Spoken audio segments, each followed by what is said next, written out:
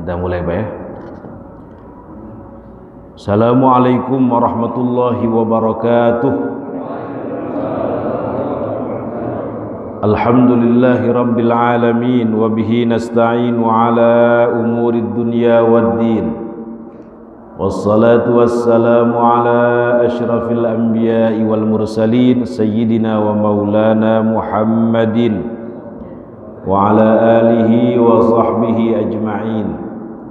Mari sama-sama Bapak Ibu. Allahumma faqqihna fid din wa 'allimna at-ta'wil. Allahumma inna nas'aluka ilman nafi'a wa 'amalan salihan mutaqabbala wa rizqan wasi'an halalan tayyiban mubaraka. Allahumma ja'alna wa auladana wa dhurriyyatina min ahlil ilmi wa ahlil khair wa ahlil Qur'an wa la taj'alna wa iyyahum min ahlil jahli was-su'i wasyarri wad-dhairi wat-tughyan birahmatika ya arhamar rahimin walhamdulillahi rabbil alamin. Amma ba'd. Hadirin jamaah salat subuh Masjid Jami Baitul Hadi yang dimuliakan Allah Subhanahu wa taala. Alhamdulillah, dalam kesempatan yang mulia ini kita kembali dalam kajian rutin kita, kajian hadis Arba'in Nawawi karya Al-Imam Abu Zakaria Yahya ibn Syaraf An-Nawawi. Mudah-mudahan hadirnya kita di sini dicatat sebagai amal baik, amal soleh, amal ibadah yang dapat memperberat timbangan kebaikan kita di akhirat. Amin amin ya rabbal alamin. Selain itu mudah-mudahan kita kecipratan berkahnya doa baginda Nabi besar Muhammad sallallahu alaihi wasallam, di mana beliau mengatakan naddarallahu imra'an sami'a maqalati. Semoga Allah menyinari wajah orang yang mendengarkan kata-kataku, sabda-sabdaku, fawa'aha, lalu dia mempelajarinya, memahaminya, wa hafidhaha, syukur-syukur dia menghafalnya, wa addaha kama sami'a, dan menyampaikan kembali sebagaimana yang dia dengar. Ini diantara keistimewaan orang yang belajar hadis, didoakan oleh baginda Nabi besar Muhammad sallallahu alaihi wasallam wajahnya bersinar. Jadi orang yang belajar hadis ketemu orang wajahnya harus ceria Pak ya, jangan cemberut. Kenapa? Karena dapat berkah doanya baginda Nabi besar Muhammad sallallahu alaihi wasallam bersinar. Ini belum mulai aja udah bersinar semua lampu. Sedikit mereview apa yang saya sampaikan bulan lalu. Hadis yang kedua Pak ya. Udah masuk hadis yang kedua kan? Hadis yang kedua ini diriwayatkan oleh Amirul Mukminin Al-Faruq Sayyiduna Umar ibn Al-Khattab radhiyallahu an. Wafat tahun berapa Pak? Pohodei. Wafat 23 Hijriah. Sayyiduna Abu Bakar 13 Hijriah. Sayyiduna Utsman wafat tahun 35 Hijriah. Paroho deui kabeh. Sayyiduna Ali bin Abi Thalib 40 Hijriah. Hadis yang kedua ini mohon maaf dikenal oleh para ulama dengan sebutan Ummul Hadis. Apa Pak? Atau Ummus Sunnah, induknya sunnah, induknya hadis. Kalau Bapak pernah mendengar Ummul Kitab, induknya Alkitab atau Ummul Quran itu Al-Fatihah. Begitu Pak ya. Maka kalau ditanya induknya sunnah apa? Ini hadis yang akan kita pelajari ini. Riwayat siapa Pak? Sayyiduna Umar ibn Khattab. Kenapa disebut induk sunnah, ummus sunnah atau ummul hadis? Karena seluruh penjelasan hadis terkumpul dalam satu hadis ini. Jadi pembahasan hadis ini sebenarnya nggak cukup sejam 2 jam, sehari 2 hari. Saya punya guru di Sukabumi, Kiai Haji Zezen Bazul Ashhab namanya. Itu beliau pernah diundang dalam 1 bulan tuh 60 tempat Pak. Dalam 1 bulan 60 tempat. Materi yang disampaikan cuma 1 saja, ini saja Pak. Itu bukan berarti beliau tidak hafal hadis-hadis yang lain, bukan. Beliau ingin melihat masyarakat ini berubah apa tidak itu ketika saya menyampaikan ummul hadis ini, ketika saya menyampaikan ummus sunnah ini. Jadi di tempat ini yang disampaikan hadis ini, di tempat ini yang disampaikan hadis ini. Jadi Bapak jangan heran kalau ada kiai ceramah yang disampaikan itu-itu saja. Jangan-jangan beliau pengen melihat perubahan masyarakat, berubah apa tidak dari buruk ke baik. Yang tadinya nggak pernah sholat jamaah ngelihat jadi nggak sholat jamaah, rajin nggak gitu, kira-kira begitu. Yang tadinya pelit, kikir, merepet jahe, sesudah saya sampaikan ini jadi dermawan apa enggak, kira-kira begitu. Oke. Di dalam hadis ini ada yang disebut dengan arkanuddin. Apa Pak? Ruknun itu artinya apa Pak? Pondasi. Arkanuddin berarti pondasi agama. Ada 3 dalam hadis ini. Kemarin sudah saya sampaikan. Yang pertama apa Pak? Islam. Yang pertama Islam. Islam juga ada rukunnya. Ada berapa Pak? Ada 5. Syahadat, sholat, zakat, puasa, haji bagi yang mampu fisiknya, mampu duitnya, mampu kendaraannya. Ada orang mampu duitnya, fisiknya nggak mampu, belum wajib berangkat. Ada orang kendaraan ada, fisik sehat, duit nggak ada, belum wajib berangkat.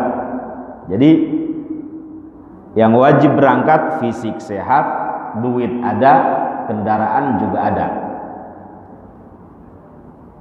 Itu arkanul Islam.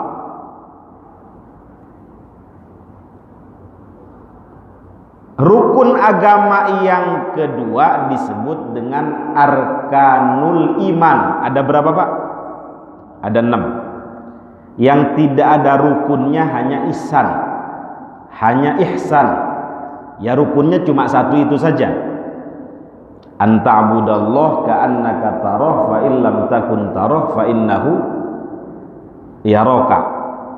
Kemarin saya ibaratkan 3 rukun agama ini seperti tripod itu Pak. Ini tripod, yang 1 Islam, yang 1 iman, yang satunya ihsan. Kalau salah satu putus kira-kira bisa dipakai apa enggak itu? Enggak bisa. 3-tiganya harus berjalan beriringan. Maka kalau ada orang meninggal kadang ada yang kurang itu. Mudah-mudahan iman Islamnya diterima, ihsannya mana? Nanti tambahin Pak ya. Mudah-mudahan iman Islamnya dan ihsannya diterima. Karena ini pondasi agama. Kenapa orang korupsi berani berbuat buruk? Dia juga sholat, dia juga beriman kepada Allah. Hilang ihsannya itu. Ihsannya hilang. Nah karena itu 3 pondasi agama itu harus ada dalam diri kita. 1 tadi apa Pak? Rukun Islam. Tiketnya yang pertama syahadat. Ini sedikit saja mereview. Orang kalau sudah bersyahadat berarti sudah muslim, Pak ya. Orang kalau sudah muslim 3 hal harus dijaga. Apa Pak? Darahnya nggak boleh dialirkan kecuali dengan hakul Islam. Contohnya apa? Kisos. Bapak anaknya dibunuh dengan sengaja. Dalam hukum Islam yang bunuh boleh dibunuh. Itu namanya kisos. Bapak dipukul, boleh nggak balas Pak? Boleh. Dalam hukum Islam boleh. Dipukul sampai bopeng misalnya, maka bapak boleh membalas orang yang mukul itu. Dipukul 1 kali, balas 1 kali. Dipukul 2 kali, balas 2 kali. Islam menghalalkan, membolehkan. Apa dalilnya? Wa jazaa'u sayyi'atin sayyi'atum mithluha itu. Jadi keburukan yang satu dibalas dengan keburukan yang satu. Hanya mohon maaf, kepengennya kita, kebanyakan dari kita, orang mukul sekali, kita pengennya balas 2 kali. Nah yang kedua kalinya itu yang nggak boleh. Yang satu, pukulan yang satu boleh, yang keduanya itu yang nggak boleh.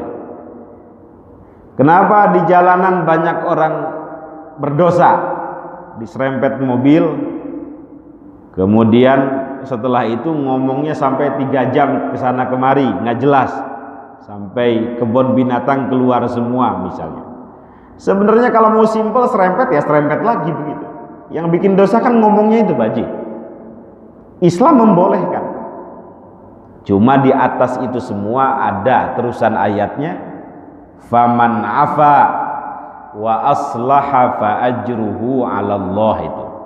Dibolehkan oleh Islam membalas, tetapi kalau dia memaafkan, faman afa, dia mampu balas, tapi dia enggak membalas, dia memaafkan.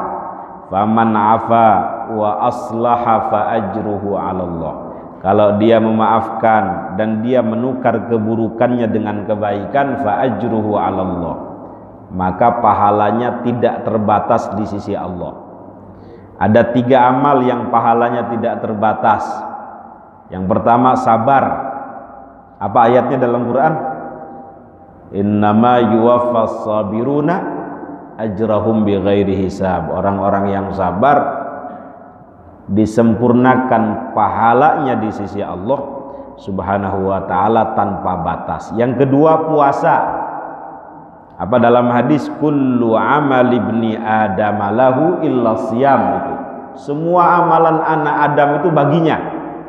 Kata Allah, illa siyam, kecuali amalan puasa. Fa innahu li, puasa itu untukku, milikku, kata Allah. Seolah-olah Allah ingin memonopoli ibadah puasa itu untuk dirinya sendiri. Tanda bahwa amalan itu luar biasa. Fa innahu li, puasa itu milikku, bagiku. Wa ana ajzi bihi, dan aku sendiri yang akan membalasnya. Tanda bahwa ibadah puasa pahalanya tidak terbatas. Yang ketiga, memaafkan. Dia mampu balas tetapi enggak balas. Itu fa ajruhu 'ala Allah. Pahalanya di sisi Allah Subhanahu wa taala. Orang kalau sudah bersyahadat, darahnya harus dijaga, tidak boleh dialirkan.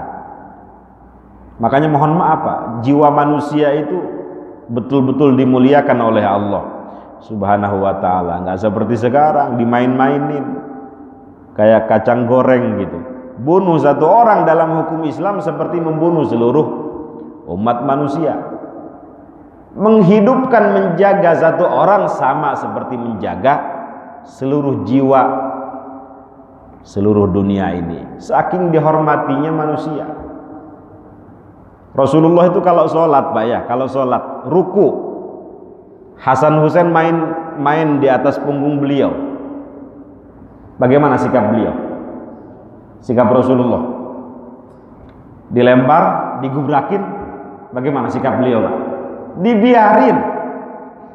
Rasul ruku, sujud, Hasan Husain mainan di atas punggungnya Rasulullah sallallahu alaihi wasallam. Nggak ada yang jawabin. Pelit banget. Sanu kulum ya. Ngaji itu susah. Lihat kitabnya tong hees, jangan tidur. Tempo kitabna tong hees, pahami gitu. Ngaji itu susah. Bagaimana sikap Rasulullah? Beliau membiarkan Hasan Hussein mainan di atas punggungnya itu. Kira-kira apa itu Pak maknanya? Boleh jadi Rasul menjaga agar Hasan Hussein di kemudian hari tidak benci dengan sholat. Kan kita nggak tahu Pak. Kedua, kalau digubragin kira-kira gimana itu? Mungkin ada pelanggaran HAM itu Pak. Bisa celaka gitu.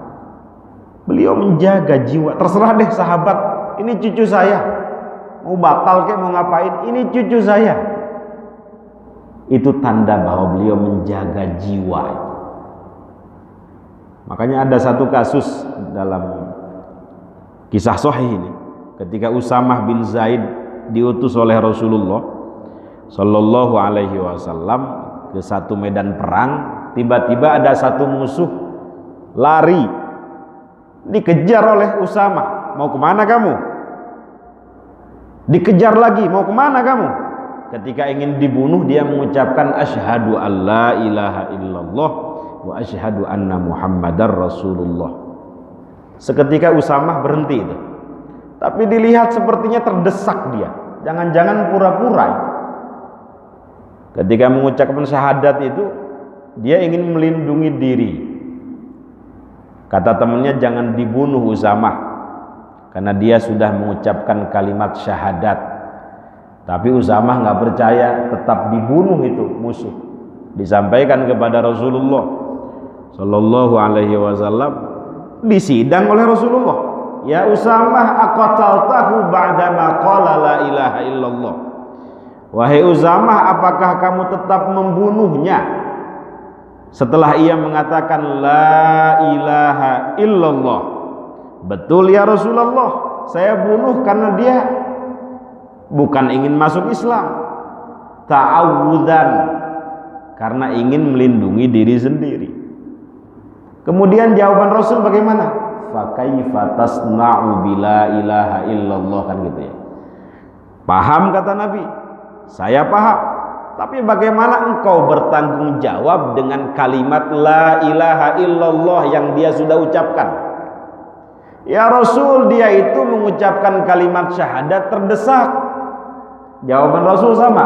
Fa kaifa tasna'u bila ilaha illallah. Iya, saya paham. Tapi bagaimana kamu bertanggung jawab dengan la ilaha illallah? Ya Rasul, dia itu mengucapkan kalimat syahadat dusta, bohong, bukan karena ingin masuk Islam.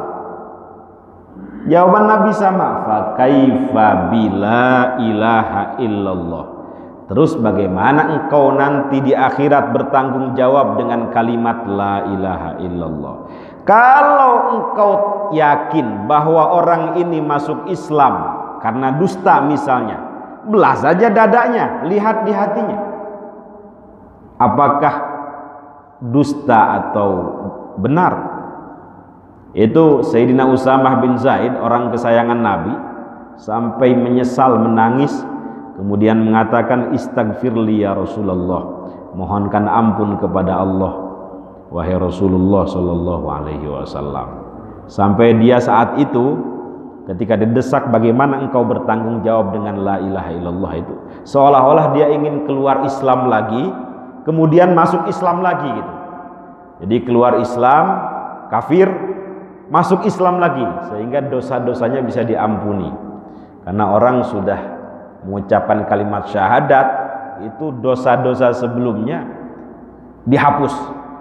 Al-Islam tajubbu ma qablahu gitu ya. Islam itu menghapus dosa-dosa yang dilakukan sebelumnya.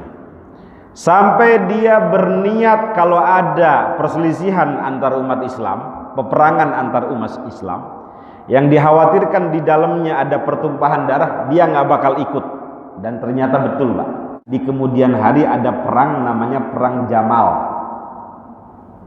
antara Sayyidina Ali dengan Sayyidatuna Aisyah.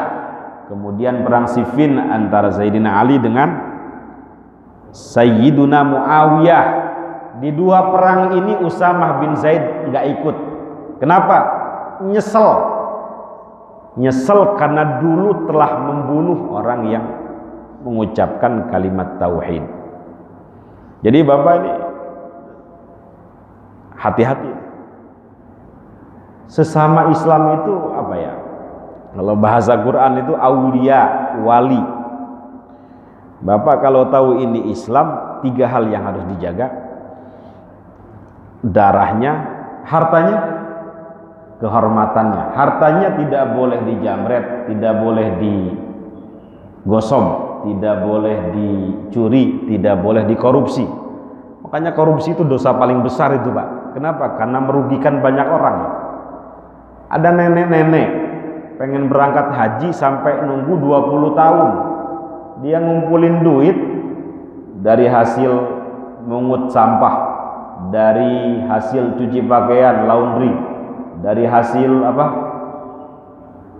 nyapu, baru terkumpul 35 juta itu selama 20 tahun. Hilang dalam waktu sekejap itu, Pak. Gimana perasaannya kira-kira? Ngumpulin 20 tahun buat berangkat haji, tiba-tiba hilang dalam waktu sekejap. Itu perasaannya bagaimana kira-kira? Nyesek banget lah ya. Makanya Islam menjaga harta ini harus dijaga betul. Ada orang mengatakan Islam kok kayaknya keras banget, melanggar HAM. Orang yang mencuri sampai dipotong. Saya bilang kalau nggak mau dipotong jangan nyuri. Kalau nggak mau dipotong jangan nyuri. Karena pencuri itu merusak tatanan masyarakat. Itu justru yang melanggar HAM itu.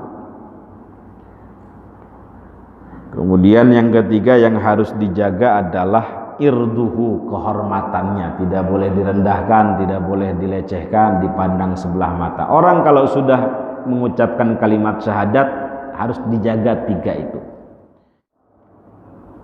Nabi itu pernah nanya kepada sahabat, atadruna manil muflis? Ini udah masyhur hadisnya ya. Atadruna manil muflis? Apakah kalian tahu siapa orang yang pailit itu, yang bangkrut itu? Sahabat menjawab, al muflis fina man la dirhamalah wala mata. Orang yang pailit, orang yang bangkrut adalah orang yang nggak punya harta, nggak punya kekayaan, nggak punya kekayaan. Bukan kata Nabi. Al-muflis min ummati may ya'ti yaumal qiyamah bi salatin wa zakatin wa saumin. Orang yang bangkrut di kalangan umatku adalah orang yang nanti pada hari kiamat datang membawa amalan salat, membawa amalan zakat, membawa amalan puasa. Tetapi di satu sisi punya hobi qad syatama hadza, punya hobi merendahkan orang lain, mencaci maki orang lain. Wa daraba hadza, pernah memukul saudaranya tanpa hak. Wa safaka dama hadza, pernah mengalirkan darah saudaranya. Wa akala mala hadza, pernah memakan yang bukan haknya, korupsi misalnya. Seluruh kebaikan yang dia lakukan diberikan kepada orang yang dia zalimi, keburukan-keburukan orang yang dia zalimi diberikan kepada orang tersebut, dilemparkan ke dalam neraka. Itu orang yang muflis, yang nanti paling bangkrut, paling pailit di akhirat. Naudzubillah, summa naudzubillah. Maka memang harus seimbang. Hablum minallah baik, hablun minan nas baik. Hablum minallah baik, hablum minan nas nggak baik. Ya seperti orang tadi. Naudzubillah, summa naudzubillah. Orang kalau masuk Islam, darahnya dijaga, hartanya dijaga, kehormatannya dijaga. Kemudian langsung saja masuk arkanul iman. Di situ ada 6. Yang paling krusial itu sebenarnya pembahasan masalah qada qadar itu. Kemarin sudah saya sampaikan Pak ya, qada qadar. Ustaz, sebenarnya takdir itu bisa dirubah apa tidak sih? Qada itu bisa dirubah apa tidak? Sedikit saya sampaikan. Qada itu bisa dirubah. Takdir itu akhir daripada keputusan. La yaruddul qada illa du'a itu ya. Tidak ada yang bisa merubah qada atau menolak ketentuan Allah kecuali doa. Wala yazidul umur illal bir.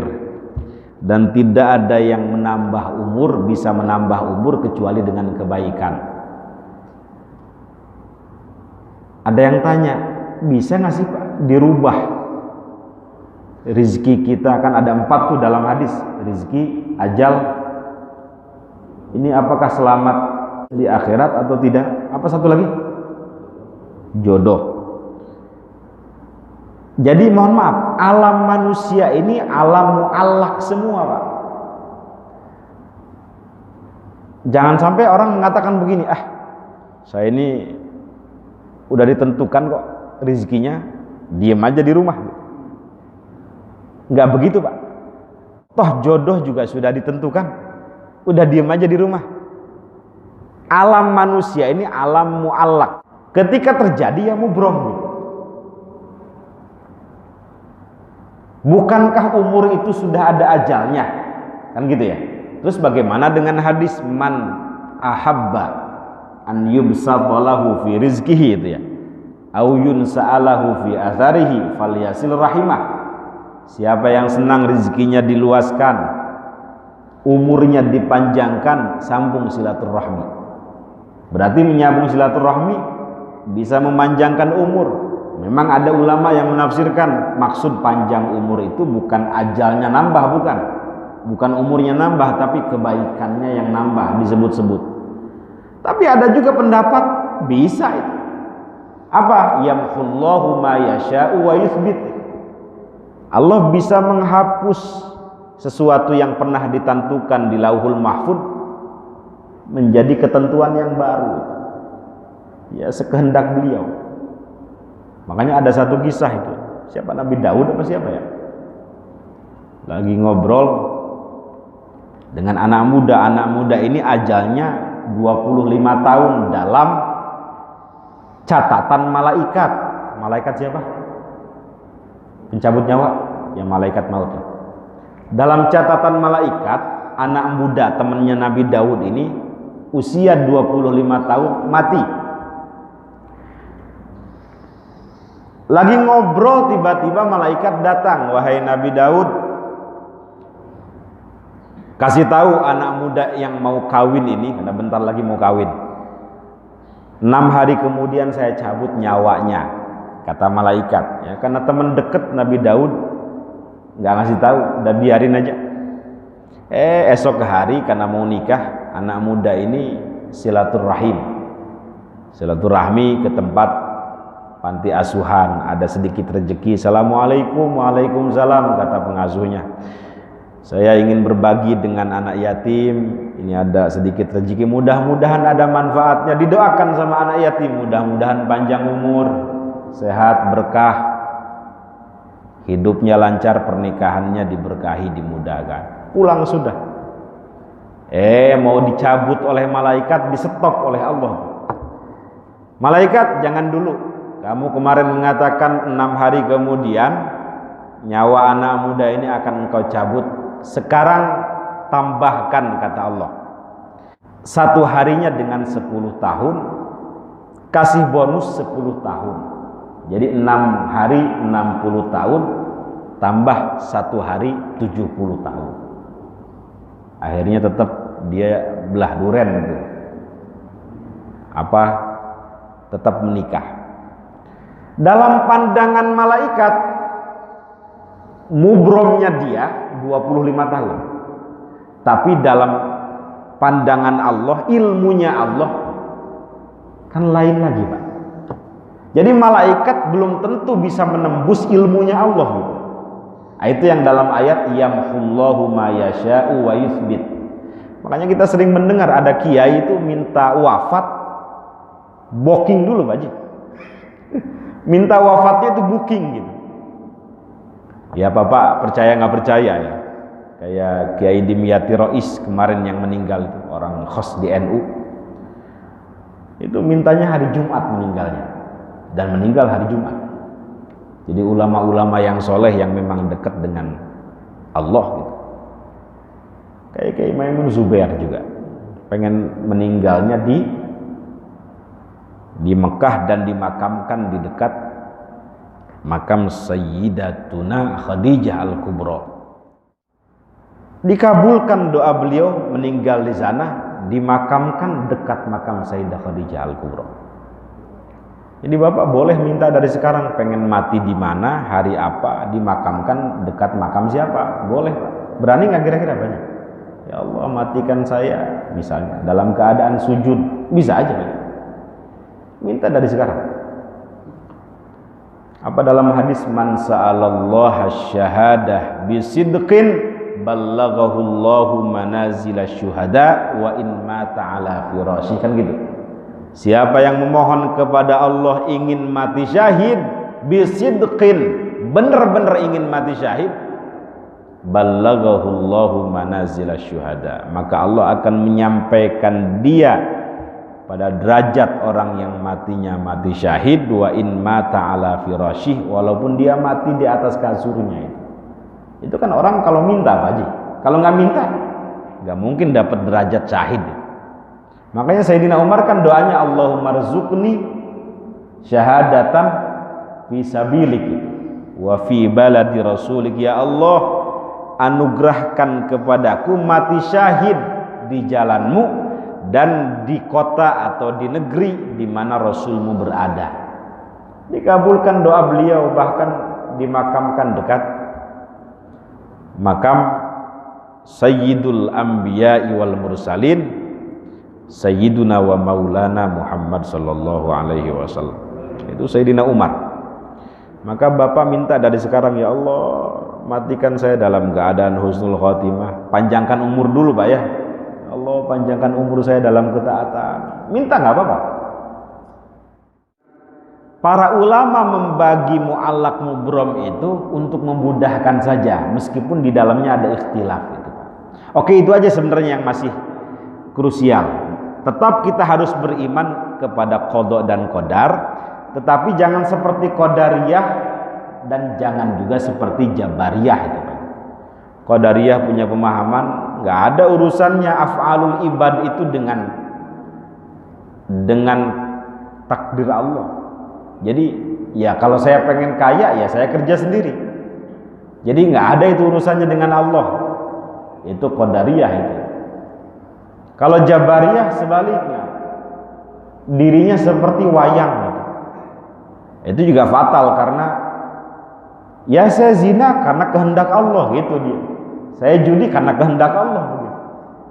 Jadi dikembalikan semuanya kepada Allah, sehingga tidak ada upaya untuk menghindari maksiat, tidak ada upaya untuk melakukan kebaikan. Dia mewujudkan dirinya sebagai wayang gitu. Adapun Ahlus Sunnah wal Jamaah berada di tengah-tengah itu. Jadi kita meyakini ini Ahlus Sunnah wal Jamaah bahwa Allah memberikan kepada kita af'al untuk berupaya. Kalau pengen kaya ya kerja sambil tawakal. Kalau pengen dapat pahala 27 derajat ya ada upaya untuk ke masjid sholat jamaah. Itu Ahlus Sunnah wal Jamaah.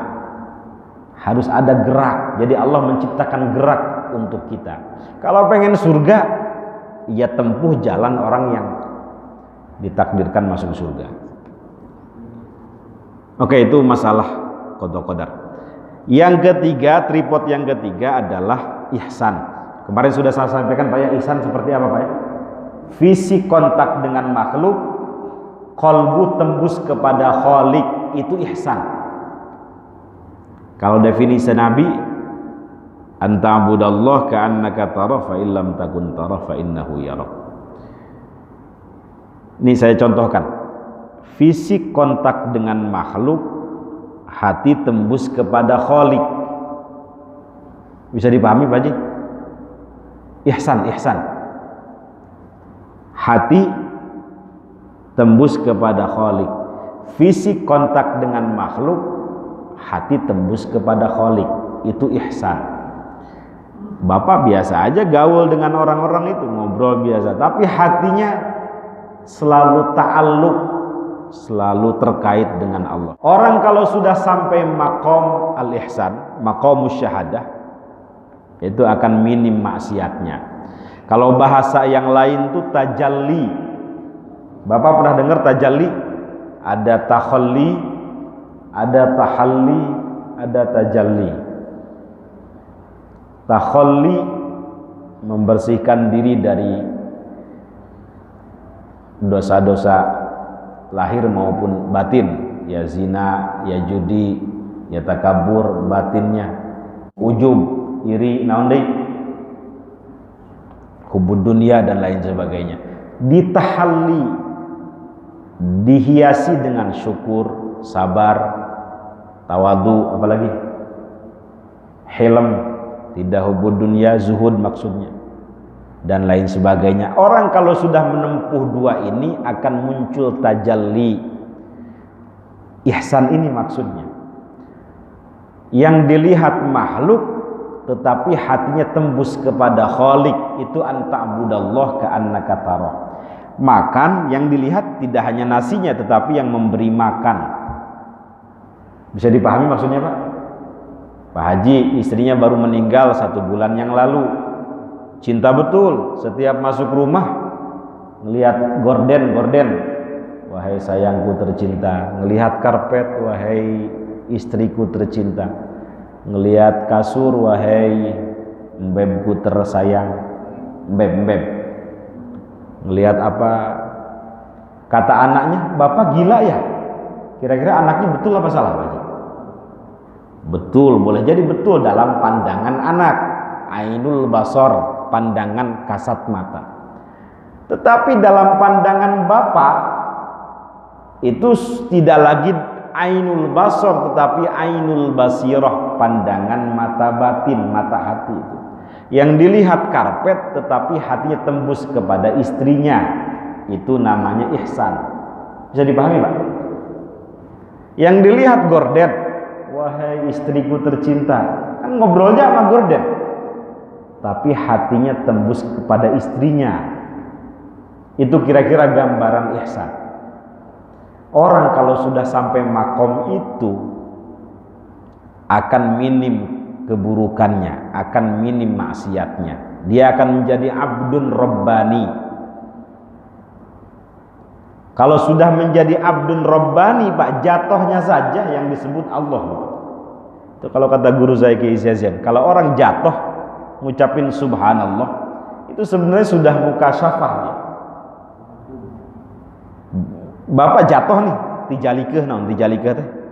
Tijalikeh kesandung yang keluar kebun binatang. Belum mukasyafah itu. Jatuh innalillahi wa inna ilaihi rajiun, itu kata guru saya sudah mukasyafah. Mukasyafah tingkatannya bermacam-macam.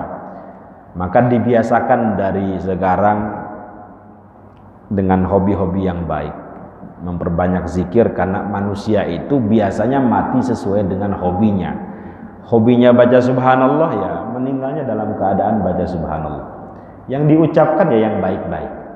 Hobinya mancing, biasanya matinya tenggelam Haji.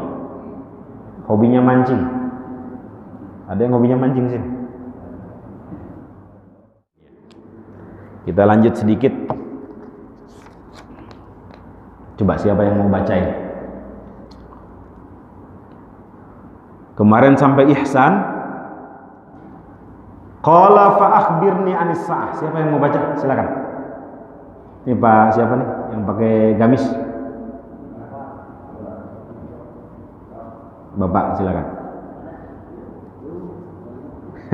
Ya Ustaz silakan Tad. Tabarukan. Fa akhbirni anis sa'ah.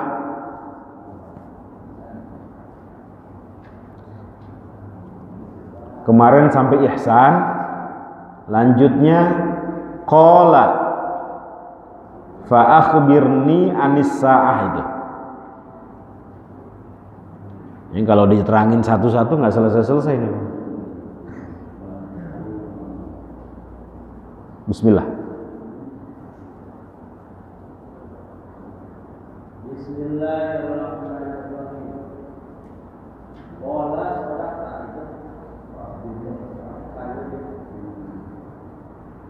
fa akhbirni anis sa'ah.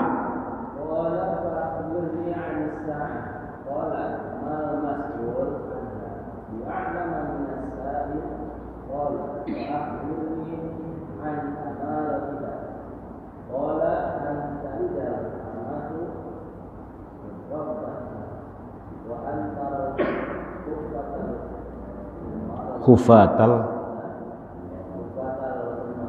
urata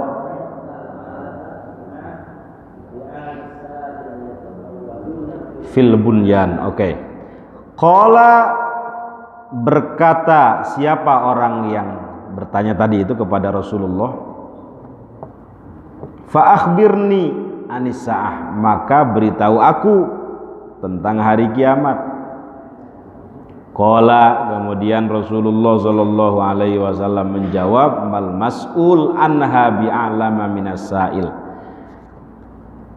Orang yang ditanya tidak lebih mengetahui, tidak lebih paham tentang hari kiamat, kapan hari kiamat itu, minas sa'il, dari orang yang bertanya. Ini juga pelajaran, mohon maaf. Kalau bapak nggak tahu, bilang nggak tahu. Meskipun bapak alim, orang yang banyak tahu, tetapi ketika ditanya nggak tahu, jawab nggak tahu. Itu insya Allah tidak akan menurunkan derajat bapak sebagai orang yang tahu. Kalau nggak tahu, bilang nggak tahu. Jadi sekarang kalau ada orang mengatakan kiamat akan terjadi hari ini, bulan ini, tahun ini, jangan didengerin, Baji, bohong. Nabi saja nggak tahu. Fa akhbirni anis sa'ah, beritahu aku kapan terjadinya kiamat. Nabi jawabannya apa? Mal mas'ul anha bi'a'lama minas sa'il. Orang yang ditanya anha tentang hari kiamat itu, maksudnya Nabi, bi'a'lama minas sa'il, tidak lebih tahu daripada orang yang bertanya. Ini banyak pelajaran sebenarnya. Di sini kan ketika orang ini ingin bertanya kepada Nabi, dia pakai pakaian bagus, klimis, wangi. Sama bapak juga kalau mau ketemu kiai, ketemu ulama, ketemu orang alim, itu pakai pakaian yang rapi. Etikanya begitu. Kalau ingin bertanya, dekati dia, jangan teriak-teriak. Di situ kan begitu kan, di hadis yang pertama itu. Nah, Nabi pun yang ditanya juga tawadu. Kalau nggak tahu ya bilang nggak tahu. Qala, kemudian orang tersebut bertanya lagi, fa akhbirni an amaratiha. Kalau begitu kasih tahu aku tentang tanda-tandanya. Kalau nggak tahu hari kiamat itu, nggak apa-apa deh, kasih tahu aja tanda-tandanya, amaratiha. Qala, kemudian Rasulullah sallallahu alaihi wasallam menjawab, antalidal amatu rabbataha. Tanda kiamat yang pertama dalam hadis ini, seorang hamba sahaya melahirkan anak tuannya. Ini tanda kiamat yang pertama. Maksudnya apa, Pak? Dulu itu ada yang disebut dengan amah, auma malakat aimanukum, tetapi statusnya bukan zaujah, bukan yang dinikahi. Dia dimiliki, boleh dijual, boleh digauli sebagaimana istri. Terkadang dia punya anak dari majikannya ini. Nah, tanda kiamatnya di mana? Ketika anak hamba sahaya ini menjadi besar, dia akan menjadikan ibunya sebagai budak gitu. Artinya akan banyak pembangkangan di kemudian hari terhadap orang tua itu. menjadikan kedua orang tuanya sebagai budak, seolah-olah sebagai budak. Ini tanda kiamat. Kan anak seharusnya sama orang tua harus baik, Pak ya. Wa qadha rabbuka alla ta'budu illa iyyahu wa bil walidaini ihsana. Lazimnya begitu, kepada kedua orang tua itu harus berbuat baik. Nyebut saja nggak boleh ketika disuruh. Ini menjadikan orang tuanya sebagai budak gitu. Tanda kiamat yang pertama itu. Akan banyak pembangkangan di kemudian hari terhadap orang tuanya. Mau budak mau apa kalau dia anaknya tetap harus hormat terhadap orang tuanya. Mau orang tuanya pekerjaannya lebih rendah dari anaknya, tetap tidak bisa mengalahkan orang tua. Mau kemana Pak Haji? Kopi udah siap kopi? Udah isyraq belum nih? Saya itu tadi malam habis ngisi di Hankam, pulang jam 12, belum tidur ini. Isi lagi di sini. Kenapa? Oke, ini selesaikan sedikit ya, sedikit. Wa antarul khufat, tanda yang kedua, engkau melihat orang yang tidak menggunakan alas kaki. Ya nyeker lah kira-kira begitu. Maksudnya orang miskin ini. Al-urata yang tidak menggunakan pakaian, bertelanjang gitu. Sekarang kan mohon maaf, banyak orang yang bangga dengan kemaksiatannya. Badannya dia buka-buka, divideokan. Itu disebut dengan mujahir. Apa Pak? Bukan muhajir tapi mujahir. Kalau muhajir orang yang berhijrah, kalau mujahir orang yang bangga dengan kemaksiatannya. Hati-hati Bapak kalau bikin masjid dikasih nama al-mujahirin. Mujahirin, muhajirin bagus. Tapi mujahirin orang yang bangga dengan kemaksiatannya. Itu dalam hadis, kullu ummati mu'afa, semua umatku ini akan diampuni, illal mujahirin, kecuali orang yang kalau berbuat maksiat bangga dengan kemaksiatannya. Tadi malam judi, miras, zina, tidur ditutup oleh Allah. Pagi-pagi dia cerita sama temannya, tadi malam saya zina, tadi malam saya mabuk, judi, main dengan ini, dengan ini. Bangga dengan kemaksiatannya Pak Haji. Orang yang begini nggak bakal diampuni itu. Bapak kalau dulu pernah bikin maksiat besar, jangan diceritain ke siapa-siapa Pak Haji. Tobat saja sudah. Apalagi bangga gitu. Mohon maaf Bapak kalau punya anak belum pakai kerudung, pelan-pelan dikasih tahu. Pakai kerudung ya. Jangan sampai nanti kebablasan. Bangga dengan nggak pakai kerudung, mengumbar aurat. Boleh jadi mujahir itu. Bangga dengan kemaksiatan. Kalau saya mau wajib, saklek saya mau kalau pakai jilbab, pakai kerudung, aurat itu. Terserah yang mau punya pendapat, itu budaya, nggak mau saya dengerin. Pak Haji, kullu ummati mu'afa, seluruh umatku ini diampuni illal mujahirin, kecuali orang yang kalau melakukan maksiat bangga. Ditembong-tembongkan aya nama, divideokan, disebar luaskan. Makanya ada masjid di sini itu mohon maaf, biar orang lewat itu ingat akhirat gitu, kira-kira begitu. Jangan dunia terus. Ada pesantren di mana orang lewat tuh mau kerja minimal ingat akhirat gitu. Ada penyeimbang di situ. Oke. Jadi dosa besar itu banyak, yang tidak akan diampuni banyak. Kalau dalam Quran syirik, dalam hadis banyak. Contoh lagi apa dalam hadis? Salah satu la yukallimuhumullahu wa la yanzuru ilaihim wa la yuzakkihim wa lahum adzabun alim misalnya. Ada 3 golongan yang tidak akan diajak bicara oleh Allah, dicuekin, tidak akan dibersihkan dari neraka, selamanya dalam neraka, akan mendapatkan azab yang pedih. Apa? Malikun kadzab dalam hadis. seorang pemimpin yang hobinya bohong. Seorang pemimpin yang hobinya bohong. Kadzab itu sigot mubalaghah, superlatif dia. Dari kata apa? Kadzib. Kadzab. Jadi bohongnya nggak cuma sekali.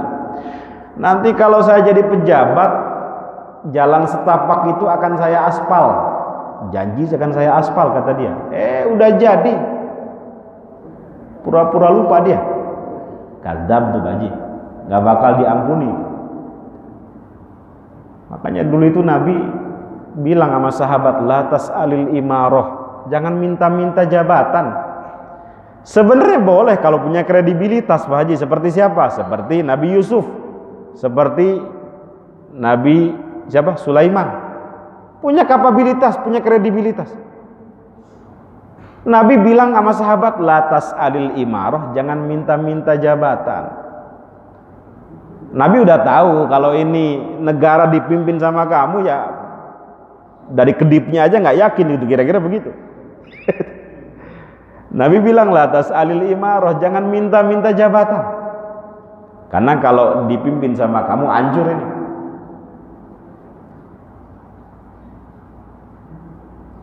Tapi dalam hadis yang lain, biarkan orang lain yang mendukung kamu, maka Allah akan menolong kamu. Jadi bukan minta-minta, biarkan rakyat yang mendorong kamu. Sampai mana tadi Pak Haji? Pak Haji sampai mana Pak Haji? Al-alata. Al-alatu atau apa? Orang yang minta-minta. Sebenarnya dia mampu untuk bekerja, tapi nggak mau, pengennya minta-minta. Tanda kiamat tuh. Orang miskin yang sebenarnya dia bisa bekerja, sehat, berupaya bisa, tetapi inginnya instan. Ri'a asyai, pengembala kambing. Yatatawalunal bunyan, kemudian berlomba-lomba mendirikan bangunan. Sebenarnya mendirikan bangunan tinggi-tinggi itu boleh kalau ada manfaatnya, tetapi yang dimaksud dalam hadis ini adalah untuk bermegah-megahan, untuk wah-wahan. Bikin pesantren 5 lantai boleh apa enggak? Boleh saja, karena ada manfaatnya. Meskipun itu bagian daripada tanda-tanda kiamat. Jadi tanda-tanda kiamat tidak semuanya buruk Pak. Tidak semuanya buruk. Tsumman talaqo, kemudian orang yang bertanya tadi itu pulang. Falabistu maliyan, tetapi aku, kata Sayyidina Umar, masih duduk di situ. Masih duduk sejenak. Tsumma qala, kemudian Rasulullah sallallahu alaihi wasallam bersabda, ya Umar, wahai Umar, atadri manis sa'il, apakah kamu tahu siapa orang yang bertanya itu? Qultu, kemudian Sayyidina Umar menjawab, Allahu wa rasuluhu a'lam, Allah dan Rasulnya lebih tahu. Bapak kalau nggak tahu bilang Allahu wa rasuluhu a'lam, Allah dan Rasulnya lebih tahu. Qala, kemudian Rasulullah sallallahu alaihi wasallam menjawab, fa innahu Jibril, orang tersebut adalah malak Jibril. Atakum, dia datang kepada kalian, yu'allimukum dinakum, hendak mengajarkan kalian agama kalian. Rawahu Muslim, hadis ini diriwayatkan oleh Al-Imam Muslim Ibnul Hajjaj An-Naisaburi dalam karyanya As-Sahih. Di antara kelebihan malaikat bisa mewujud menjadi manusia, diciptakan dari cahaya, oke.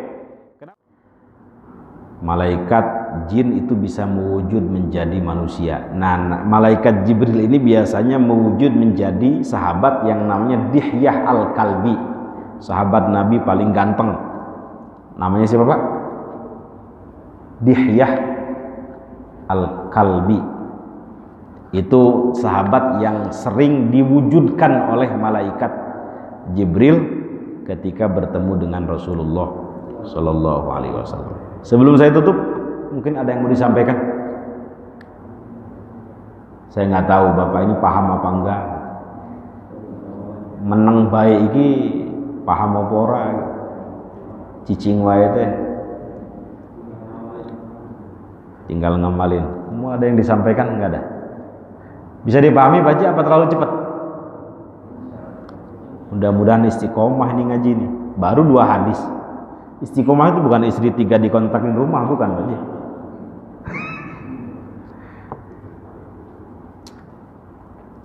Kalau tidak ada yang disampaikan, mudah-mudahan ada manfaatnya. Kita tutup kajian pagi ini dengan kafaratul majlis. Subhanakallahumma wa bihamdik asyhadu an la ilaha illa anta astaghfiruka wa atubu ilaik. Assalamualaikum warahmatullahi wabarakatuh.